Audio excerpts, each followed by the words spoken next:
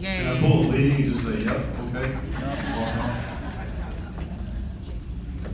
I'm passing out final exam exemption forms to kids during lunches. I'm starting that tomorrow through Friday. I'm passing them out then. They have all next week to get them signed by you.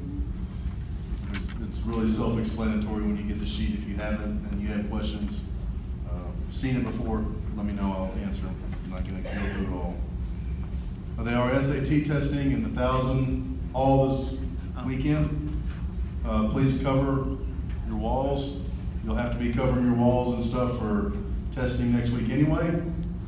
So we're start testing next week. That's correct, Yes. There was some grumbling over here. I think. No. I'll take credit for the grumbling because I saw the pizza boxes. How about that?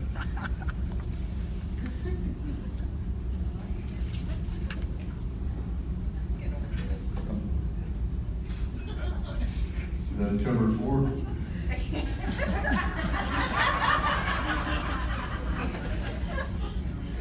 Retesting. Please keep track of students as they come through your class and they're taking these tests. I know it gets hectic at the end of the semester where you know they're 9 weeks grade and you know they're for both first 9 weeks and second 9 weeks, and you don't always look at their semester grade, and sometimes these kids end up with 67s, 68s, 69s, and you don't intend them to have those grades. Sometimes you do. When you're checking your proof sheets, please be mindful of the semester average and what it is.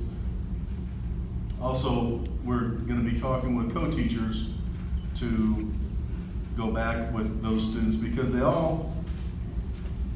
your final exams, the students have a chance to retake them. Please know that. Yeah. Here, let me jump in.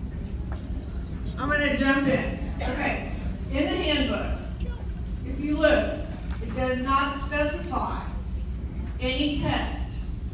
So if the student chooses to ask, and some of them don't know to ask, but if they take that final exam, that benchmark test, and they fail it, they can retest.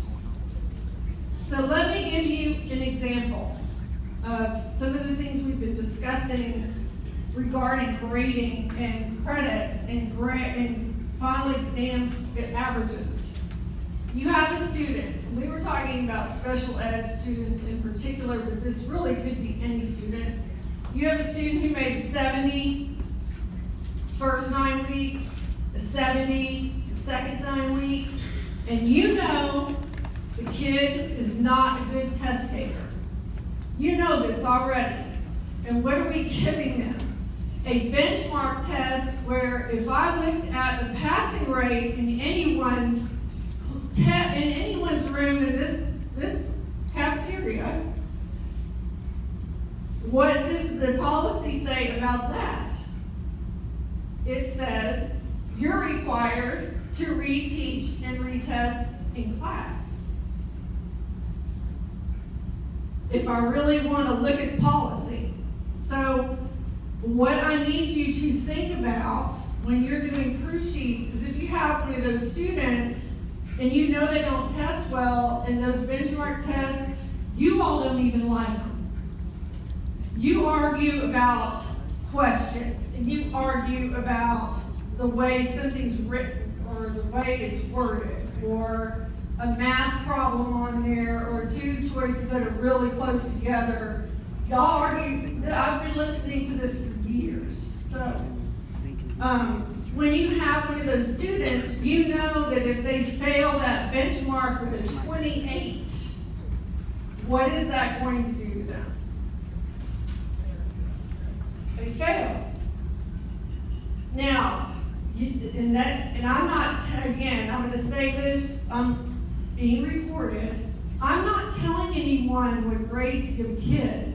You know the kid better than I know the kid. You know if the kid knows enough of that material to warrant getting credit in class or not. But we need to think about the students in those classes who are supposed to be getting accommodations and modifications on exams. But when we just hand them the benchmark tests that were given, nothing's been modified, there's no accommodations, we're not in compliance. So that's a problem. So we need to think about that now and not wait until final exam week. But in your PLCs, you need to discuss that. How are you gonna approach that with some of those students who are left SPED 504 and dyslexic and need accommodations or modifications?